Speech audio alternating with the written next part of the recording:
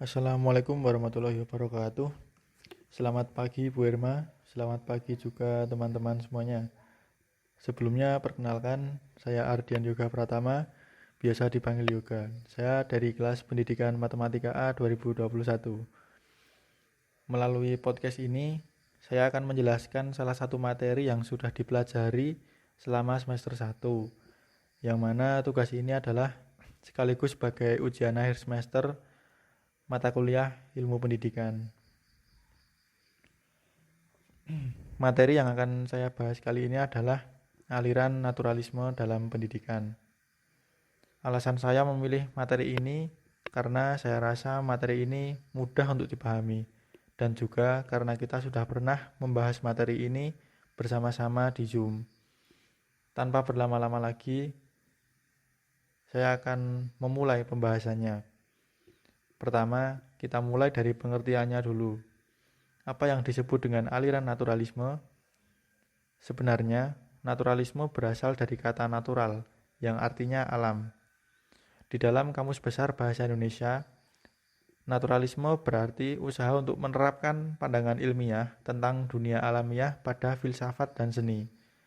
Filsafat naturalisme berarti dunia fisik yang dilihat oleh manusia, sampai kepada sistem total dari fenomena ruang dan waktu. Naturalisme juga diartikan teori yang menerima nature atau alam sebagai keseluruhan realitas.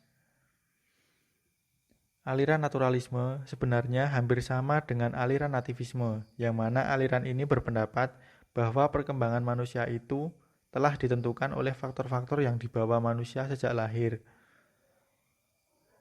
Pembawaan yang telah terdapat pada waktu dilahirkan itulah yang menentukan hasil perkembangannya.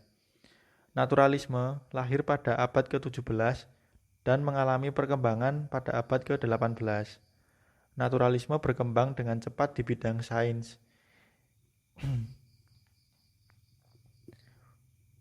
Aliran ini dipelopori oleh Jean-Jacques Rousseau, filsuf Perancis yang hidup pada tahun 1712 sampai 1778. Ia berpandangan bahwa learned heavily of knowledge reported by man's sense, atau yang artinya pembelajaran yang hebat dalam ilmu pengetahuan berasal dari akal pikiran manusia. Menurut Rousseau, pada hakikatnya semua anak manusia ialah baik pada waktu dilahirkan, yaitu sejak tangan Sang Pencipta, tetapi pada akhirnya rusak sewaktu di tangan manusia. Rousseau memiliki dua pemikiran yang terkenal. Yang pertama, pendidikan hendaklah dikembangkan aturan-aturan masyarakat yang demokratis, sehingga kecenderungan alamiah anggota masyarakat dapat terwujud untuk menjaga agar pembawaan seseorang yang baik itu tidak dirugikan. Kemudian yang kedua, anak tidak boleh dianggap sebagai manusia kecil, akan tetapi dia mempunyai perkembangan yang perlu dikembangkan secara alamiah. Dan yang terakhir, pendidikan hendaklah dimulai dengan mengetahui perkembangan sang anak. Menurut Rousseau, anak memiliki potensi atau kekuatan yang masih terpendam, yaitu potensi berpikir, berperasaan, berkemauan, keterampilan, berkembang, mencari dan menemukan sendiri apa yang diperlukannya melalui berbagai bentuk kegiatan dan usaha belajar. Anak mengembangkan segala potensi yang dimilikinya. Berbeda dengan teori lain, menurut Rousseau, anak tidak perlu terlalu banyak diatur. Kemudian, Rousseau berpendapat bahwa alat pendidikan itu meliputi kebebasan, kemerdekaan, sebagai konsekuensi gagasannya bahwa alam atau kodrat anak adalah baik tanpa kekurangan dan tanpa kekangan sesuatu. Hal ini juga dijelaskan Rousseau dalam bukunya yang berjudul Emile ou de l'Education. Gagasan dasar yang dikembangkan Rousseau tercantum sebagai kalimat utama, yaitu semua adalah baik dari tangan Sang Pencipta, kemudian menjadi buruk setelah di tangan manusia. Semboyannya dalam usaha pendidikan sesuai dengan gagasan dasar tersebut adalah kembali pada alam atau kodrat. Rousseau juga seorang penulis yang mana ada 4 bukunya yang terkenal, yaitu La Nouvelle Heloise, lalu Le Construct Social, kemudian Emile ou de l'Education, dan yang terakhir adalah Confession. Bagi dirinya, Semua adalah baik dari tangan Sang Pencipta, kemudian menjadi buruk di tangan manusia. Kodrat atau alam manusia adalah baik, masyarakat adalah buruk. Dan untuk memperbaiki kesusilaan, kebiasaan dalam masyarakat wajib kembali ke alam atau kodrat. Selain Rousseau, ada juga tokoh lain yang berpendapat tentang aliran naturalisme. Tokoh tersebut yaitu John Locke. John Locke mengemukakan bahwa teori dalam jiwa diperoleh dari pengalaman nyata. Dalam formulasi redaksi yang berbeda dengan maksud yang sama, John Locke mengatakan bahwa tidak ada sesuatu dalam jiwa tanpa melalui indera.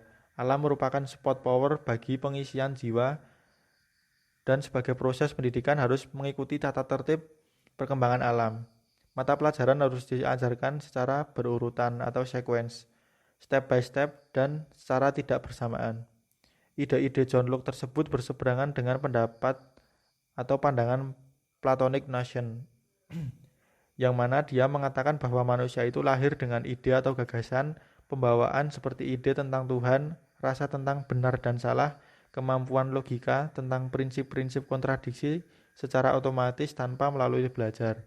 Oleh sebab itu, John Locke berkata, baik buruknya peserta didik tergantung pada pendidikannya. Teori inilah yang kemudian melahirkan konsep tabula rasa atau blank sheet dalam pendidikan. Tokoh terakhir yang juga memiliki pandangan tentang aliran naturalisme adalah John Amos Comenius. Menurut beliau, pemikiran filsafat pendidikan naturalisme di bidang pendidikan adalah pentingnya pendidikan itu sesuai dengan perkembangan alam. John Amos Comenius berpendapat bahwa manusia itu diciptakan oleh Tuhan dan untuk Tuhan. Dimensi kedua dari filsafat pendidikan naturalisme adalah penekanan bahwa belajar itu merupakan kegiatan melalui indera. Kemudian, belajar melalui indera juga merupakan inti dari metode-metode belajar secara naturalistik. Dia juga mencetuskan teori hukum alam. Dalam kehidupan, terdapat istilah hukum alam, namun agak berbeda sedikit dengan bidang pendidikan. Ciri-ciri hukum alam dalam pendidikan diantaranya, yang pertama, segalanya berkembang dari alam. Kemudian, perkembangan alam serba teratur. Lalu, perkembangan alam tidak meloncat-loncat, melainkan terjadi secara bertahap. Alam berkembang tidak tergesa-gesa, melainkan menunggu waktu yang tepat sambil mengadakan persiapan. Kemudian pembahasan selanjutnya yaitu tentang implikasi aliran naturalisme dalam pendidikan. Dimensi utamanya, pentingnya pendidikan itu sesuai dengan perkembangan alam, manusia diciptakan dan ditempatkan di atas semua makhluk karena kemampuannya dalam berpikir. Peserta didik juga harus atau wajib diberikan 3 pendidikan utama, yaitu yang pertama pendidikan ketuhanan, kemudian pendidikan budi pekerti, dan yang terakhir pendidikan intelektual. Lalu dimensi yang kedua, penekanan bahwa belajar merupakan kegiatan melalui indera, alam sebagai tempat dan pusat kegiatan pembelajaran. Lalu hasilnya, peserta didik dapat menyatu dengan alam. Guru di sekolah hanyalah sebagai tenaga pengajar peserta didik. Guru yang sebenarnya atau alamiah adalah orang tua si peserta didik itu sendiri. Kemudian pembahasan selanjutnya yaitu tentang penerapan naturalisme di dalam pendidikan. Naturalisme dalam penerapan aliran pembelajaran atau pendidikan mengajarkan bahwa guru paling alamiah dari seorang anak adalah kedua orang tuanya. Dimensi utama dan pertama dari pemikiran aliran naturalisme di bidang pendidikan adalah pentingnya pendidikan itu sesuai dengan perkembangan alam. Peserta didik harus dipersiapkan kepada dan untuk Tuhan. Untuk itu, pendidikan yang signifikan dengan pandangannya adalah pendidikan ketuhanan, budi pekerti, dan intelektual.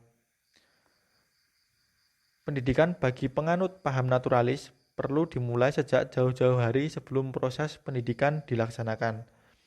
Sekolah merupakan dasar utama keberadaan aliran naturalisme dalam pembelajaran karena belajar. Penerapan merupakan sesuatu yang natural. Oleh karena itu, fakta bahwa hal itu memerlukan pengajaran juga merupakan sesuatu yang natural juga. Paham naturalisme memandang guru tidak mengajarkan subjek, melainkan mengajar murid. Pendidikan bagi penganut paham naturalis perlu dimulai sejak jauh-jauh hari. Sekolah merupakan dasar utama keberadaan aliran naturalisme dalam pembelajaran karena belajar. Pembahasan yang terakhir adalah kesimpulan dari apa yang sudah kita bahas sebelumnya. Kesimpulannya, aliran naturalisme memandang bahwa manusia itu diciptakan agar dapat belajar dan berpikir untuk kembali kepada penciptanya. Implikasi di bidang pendidikan terhadap aliran naturalisme memandang bahwa sekolah merupakan hal utama yang akan mengembangkan proses belajar tiap peserta didik untuk dapat menemukan dan mengembangkan kepribadiannya dengan memperhatikan karakteristik dan juga perkembangan alam yang ada. Kelebihan utama dari aliran ini adalah penghargaannya yang tinggi terhadap alam, termasuk anak yang lahir secara alamiah akan cenderung baik. Itu tadi adalah pembahasan mengenai aliran naturalisme. Dari saya cukup sekian, mohon maaf apabila dalam penyampaian materinya banyak kesalahan. Semoga bisa mendapatkan nilai yang maksimal. Amin. Sekian dari saya. Selamat pagi. Wassalamualaikum warahmatullahi wabarakatuh.